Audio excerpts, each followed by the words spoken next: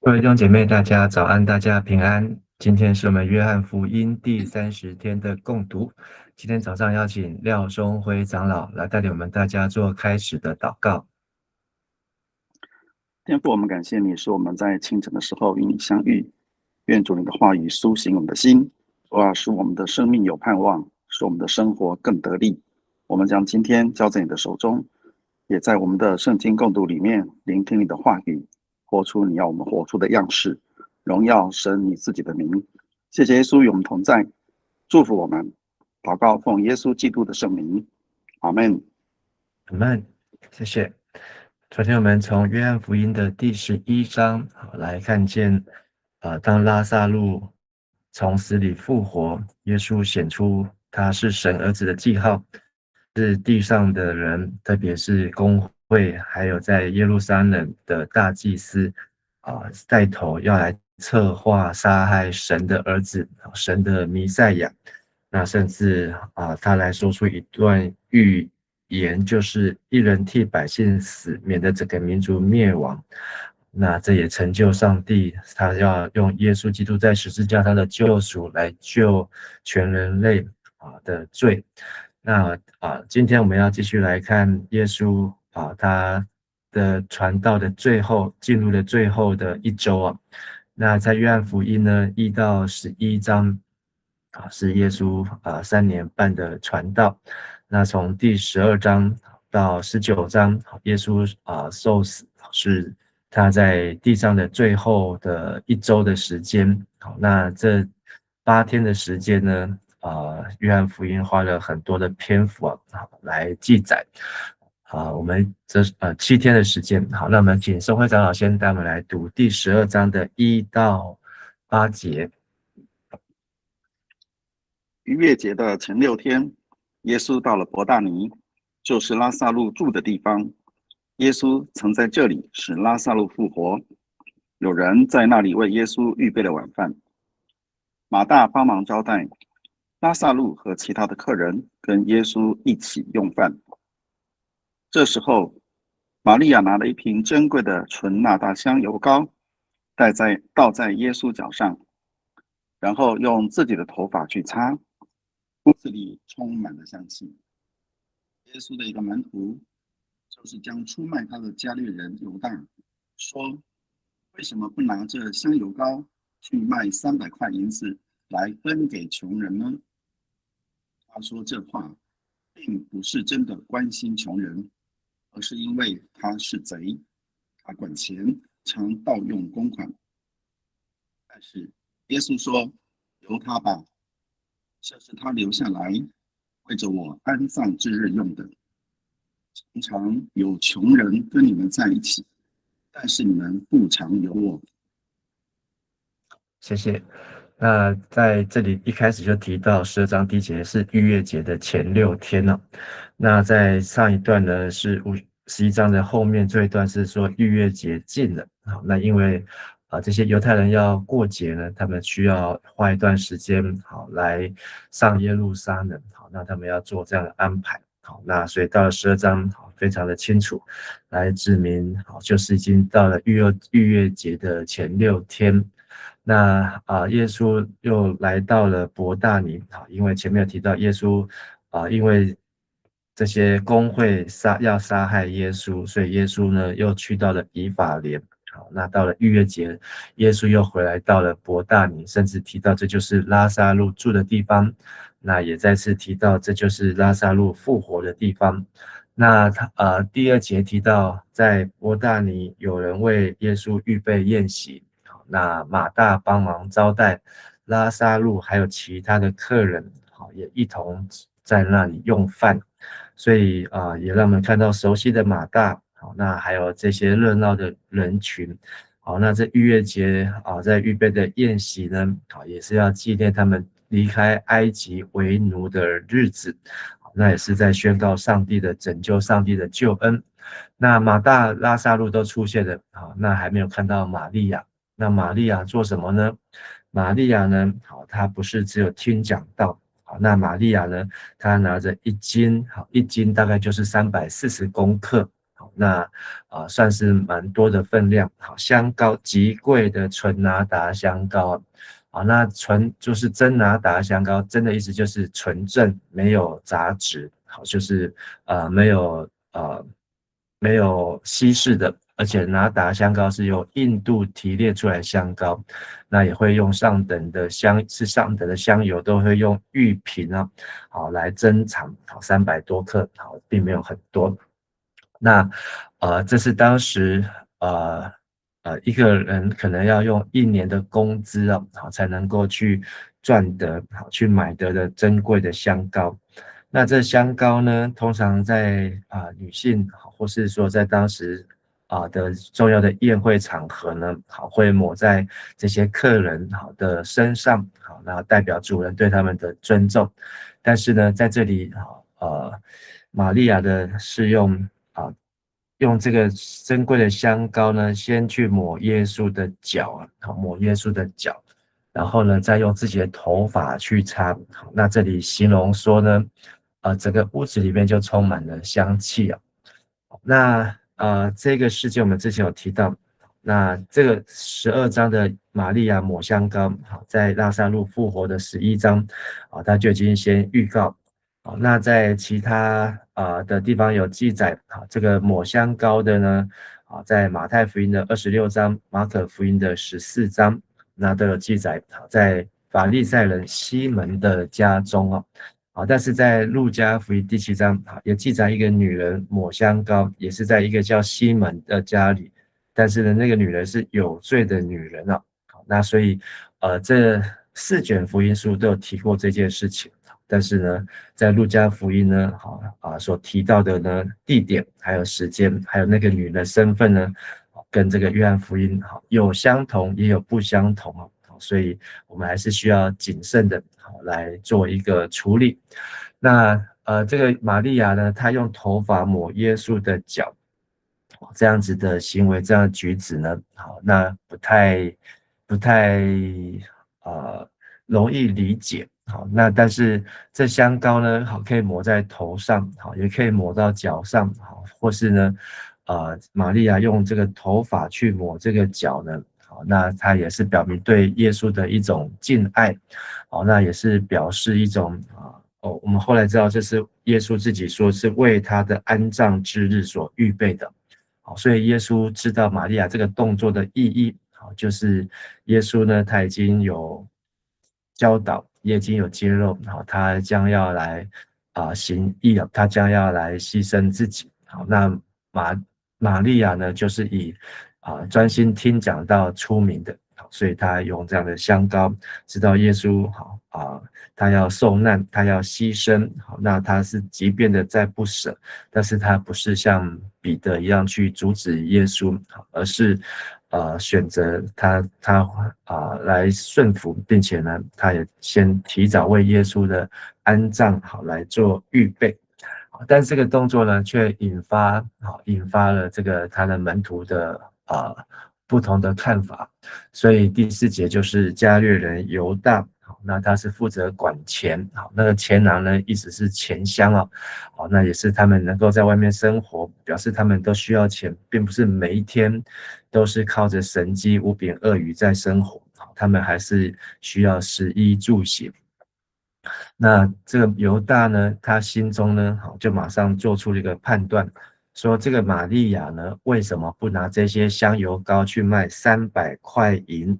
那有的是写30两，那30两大概就是300块银钱。好，那一个钱呢，等于一个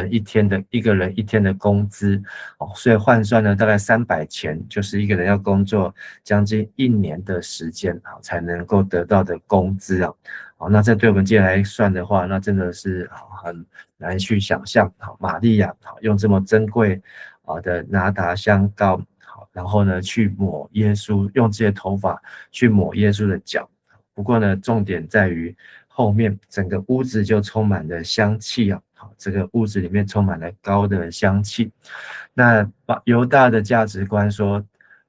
为什么不去帮助穷人？这句话呢听起来名正言顺而且顺理成章，说这也是我们一般人很容易会对金钱的判断，钱就是要用在刀口，钱就是要用在有需要的人身上。那玛利亚这样做呢，是完全的浪费，完全的糟蹋。好，那这些他如果要捐这个东西出来的话呢，不如去帮助更多的人。只有让耶稣抹他的脚，耶稣现在人还活得好好的。然后这个房子充满了香气，其实不用打破到，不用用整罐的香膏，或许只要半罐就好很多了。但是玛利亚呢，却是没有保留的，用自己的头发来当做这样子的一个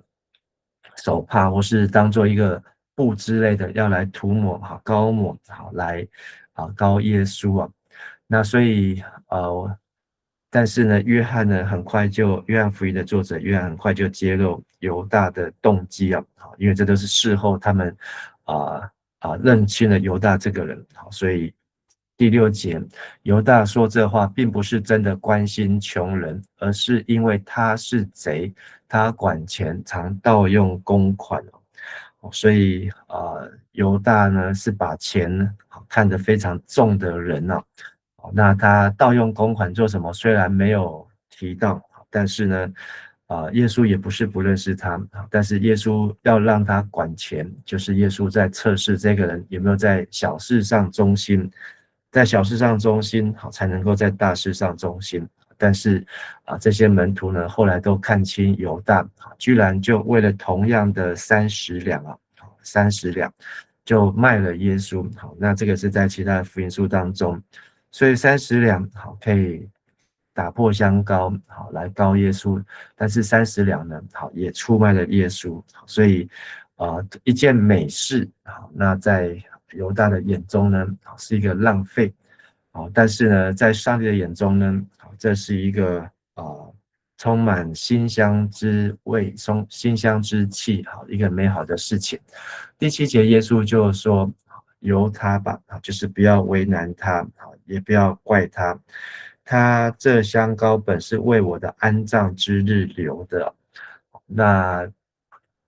我们也可以想，玛利亚的弟弟拉撒路死掉的时候，他的姐姐哭得很难过，但是有没有可见这罐香膏是没有拿出来用的。或许玛利亚有很多罐，有可能，但是呢，耶稣呢，他却说，这个香膏是为我的安葬之日所用的，而且呢，如果真的要关心穷人，常常有穷人与你们同在，但你们不常有我。好，那这句话呢，马太、马可、路加、约翰，都记载了这句话，所以也是在提醒我们，就是我们身边常常有穷人，但是我们能够真正的来奉献在主耶稣的身上的机会呢，却不多。但是马太福音也说，坐在最微小的弟兄身上，就是坐在主耶稣的身上。那再请松辉长老带我们来读第9到11节。一大群犹太人听说耶稣在伯大尼，就到那里去。他们不但是为着耶稣而去，也是想看看耶稣使他从死里复活的拉撒路。因此，祭司长们计谋连拉撒路也要杀害，因为许多犹太人为了他的缘故离开他们，信了耶稣。谢谢。那所以拉撒路复活，这个风声呢，应该也有传了一段的时间。那在这段时间呢，他们终于听见，耶稣离开了拉撒路旁边的伯大尼，外出了，去以法莲。但是现在听到耶稣又回来了，所以就一群的犹太人，蜂拥而至伯大尼。一方面呢，就是要看这个看耶稣，一方面呢，想要看真的有这个死掉的人又活过来是长什么样子，有没有皮肤变得比较好，有没有这个有外形有不一样的地方，所以大家真的都是冲着来看这个神迹哦。那但是呢，这样的神迹呢，大家呢满足大家想要看神迹的欲望的同时呢，但是这一群的众祭司长那他们就商议好，商议就是他们开会决定，所以这跟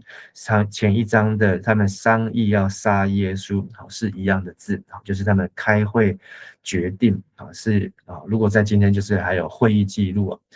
要来杀耶稣，表示在这会议记录当中呢，大家都有份，大家都签名，那这就是一个私底下，但是却是一个公开的违反圣经、违反实践、不可杀人的诫命。那我们知道11章的原因，就是因为他们害怕，当耶稣的风声越大的时候呢，这些罗马人就会来毁坏他们的圣殿，毁坏他们的民族，他们就没戏可以唱了。所以他们现在呢，又再进一步的说要来，不仅是要杀耶稣要来杀耶稣，现在呢连拉撒路也要杀，所以杀一个不够，要杀2个，因为他们觉得杀了耶稣呢，可能拉撒路还活着，大家都想来看这个活死人，就是活的神迹。可是现在呢，拉撒路杀了，耶稣杀了，这样子呢，才不会引来暴动，引来这些人们的这些的蜂拥而来，所以这是一个非常讽刺的这个作为啊。那11节说，许多犹太人呢，因为看见了活死人拉撒路，所以呢，开始背离他们就是背离这些撒都该人、祭司、法利赛人，甚至背离公会，选什么呢？信了耶稣。所以这在约翰福音当中呢，我们可以看到人的心真的是一下信，一下不信。那信的时候呢，就一群的人追着耶稣跑，好像在5饼2鱼神机，从早跑到晚，好像在赶场，好像在赶特会，好，那追着耶稣跑。但是不信的时候呢，跑的一个一个都离去，因为5饼2鱼神机最后面，耶稣来问12个门徒：你们也要离开吗？那真的是跑到一个都不剩，甚至不信的时候呢，还会要打耶稣，要用石头砸耶稣，那就是在信跟不信当中有这种疯狂的这种激情了。好，那关于拉撒路，那和在这个路加福音当中的拉撒路，我们之前有提过，这是2个不一样的拉撒路，但是呢，意思都是一样，名字的意思就是神所帮助的人那在路加福音16章耶稣比喻当中的财主拉撒路呢，那这里有一个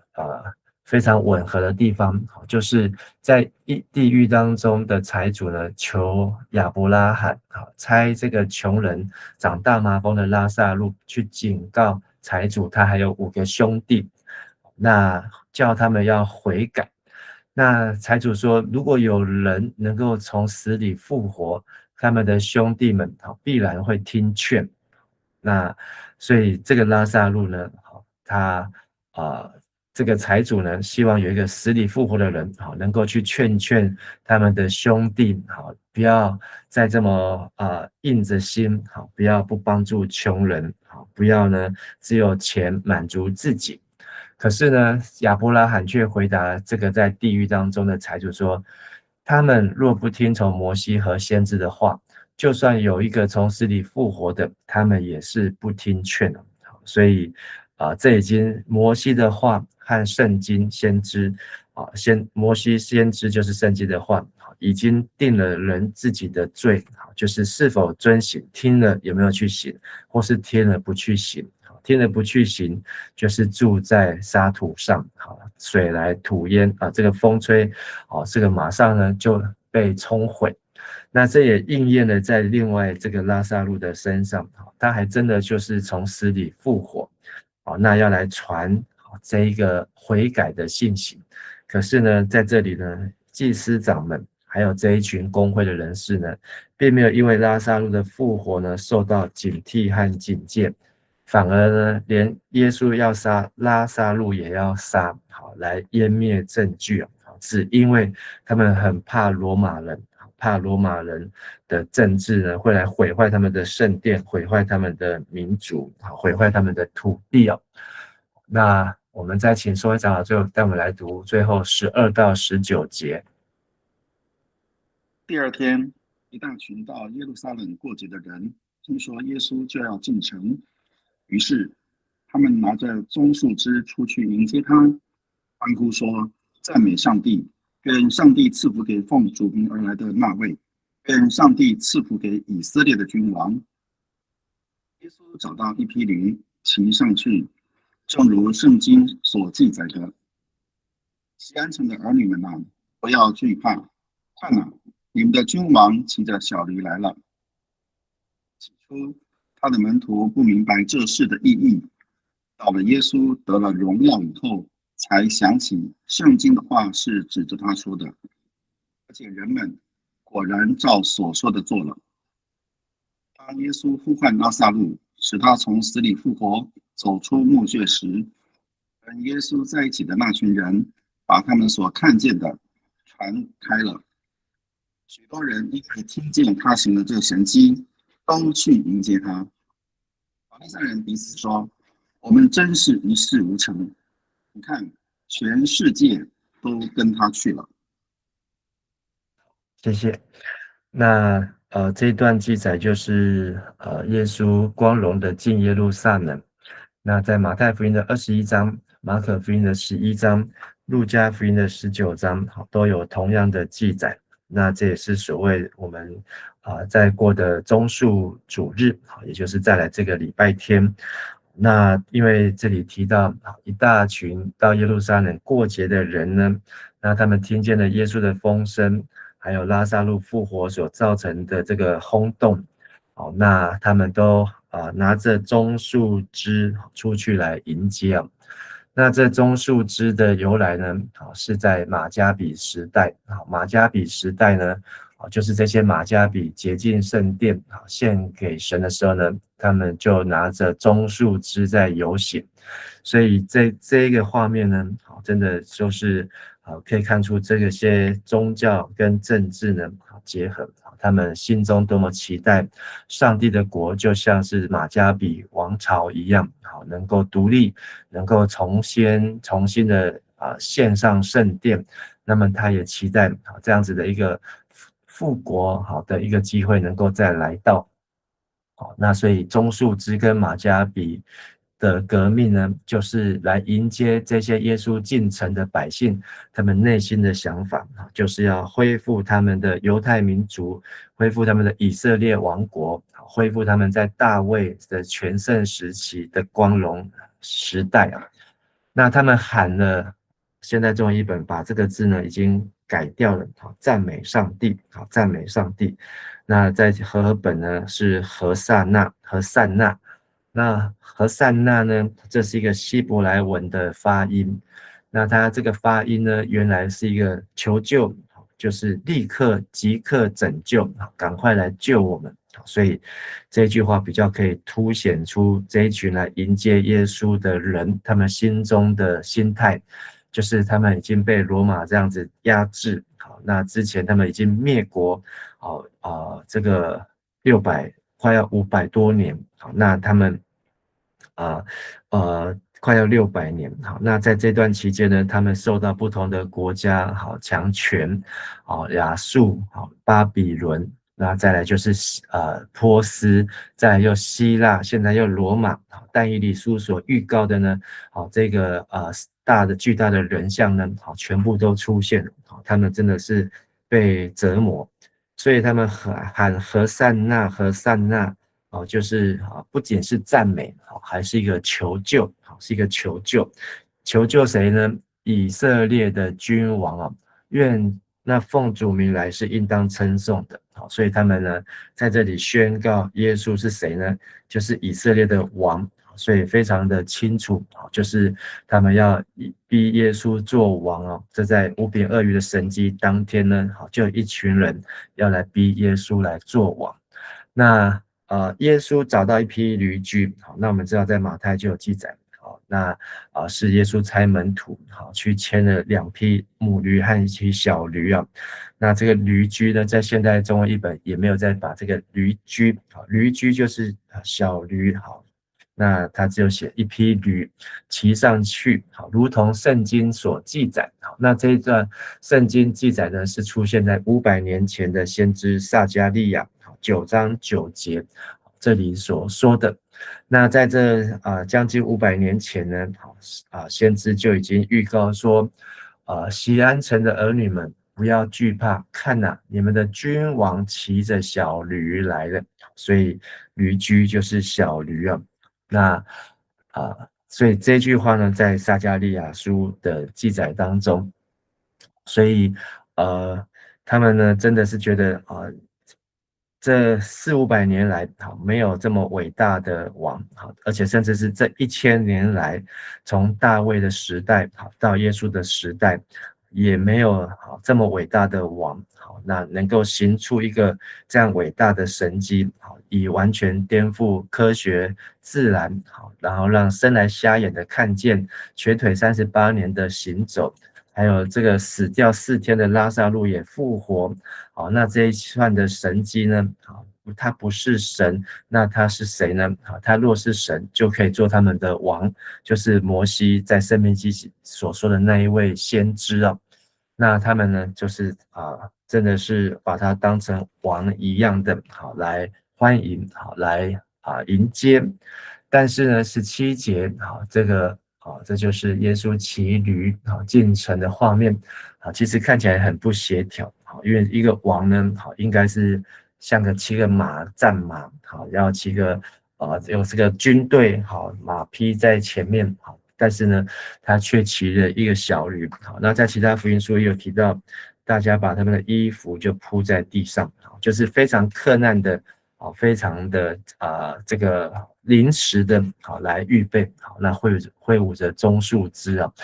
但是呢这已经让他们想起100多年前马加比王朝的这个光荣的情景将近200年前但是这个马加比王朝后来还是呢被打败了所以以致他们在期待下一个救世主弥赛亚的来到。那17节就是提到说当耶稣在呼唤拉撒路，使他从死人中复活出坟墓的时候，同耶稣在那里的众人就来见证。所以就说这就是让拉撒路复活，他怎么样让叫大喊望天祷告，然后呢大喊拉撒路出来。好，那拉撒路怎么样？头上、手上、脚上都还裹着布如果脚上还裹着布，拉撒路没有办法走路所以有人说拉撒路是用跳的跳出来。好，那不论如何呢，这些他们的形容呢，就让更多的人18节众人许多人因为听见耶稣所行的神迹，通通都跑去迎接他。所以这真的是在今天相信也是这样只要真的有一个祷告后死人复活绝对是众人为之疯狂。但是疯狂的背后呢，也让我们看到这样的疯狂在不久之后变成疯狂的钉他十字架，因为没有听主的道，没有神的话在他们心中最后法利赛人呢他们给自己下了一个评语，你看我们真是一事无成那换成台语就是我们 Q 感没有没路用就是因为呢他们这个公会本来高高在上的这个权柄人士呢，结果现在呢全部的人，而且不只是全部人，他说全世界他们知道耶稣要成为全世界的王所以这一段呢不仅是成为在耶路撒冷这一些人的迎接人当中的王，那他们也预告了耶稣要成为全世界的王。今天的金句在17节，耶稣呼唤拉撒路，当耶稣呼唤拉撒路，使他从死里复活走出墓穴时，跟耶稣在一起的那群人，把他们所看见的都传开了，所以他们是最好的见证人。那今天我们有许多的见证人，就是圣经。圣经有这样的见证人，像云彩一样的围绕着我们。那我们能够看到他们所留下来宝贵话。虽然他们不是活在我们这个年代，或是能够出现在我们的眼前，但是我们所读到的、所领受的，都是这些见证人所流传下来的。所以如果我们能够证明圣经的虚假，那就没有耶稣。但是如果我们不能够推翻圣经，我们应该是读了圣经，更要来相信这位耶稣是弥赛亚。而在今天的感受呢，让我思想耶稣使拉撒路死里复活，但是大祭司叫拉撒路你赶快死回去，死回去。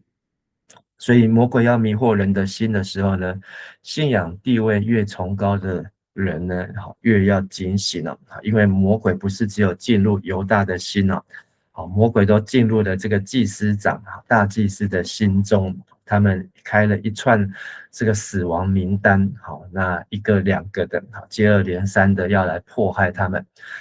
在我们今天的捐献，我们今天的捐献就像是玛利亚要奉献的时候，我们的奉献会不会充满香气啊？我觉得这一个是很值得我们来思考，还是我们的奉献呢是满满的数字和钱的味道呢？那在神的眼中，不是看这些的数字，不是看这些钱的分量，而是这个奉献有没有馨香之气，这个奉献是不是一个容神益人的奉献？也让我们思想今天在那里欢呼何撒那，赶快救我们的成为我们以色列王的这些百姓。因为今天是逾越节的前6天对不起，路程是逾越节的前5天了，已经又过了1天，前5天。但是呢，还没有几天呢，就把耶稣呢要喊定他十字架。最后让我们祷告是：神迹虽然叫人一时信心爆棚这信心满满，但是唯有领受耶稣真道的人，才愿意倾倒所有来敬拜这位万王之王和万主之主。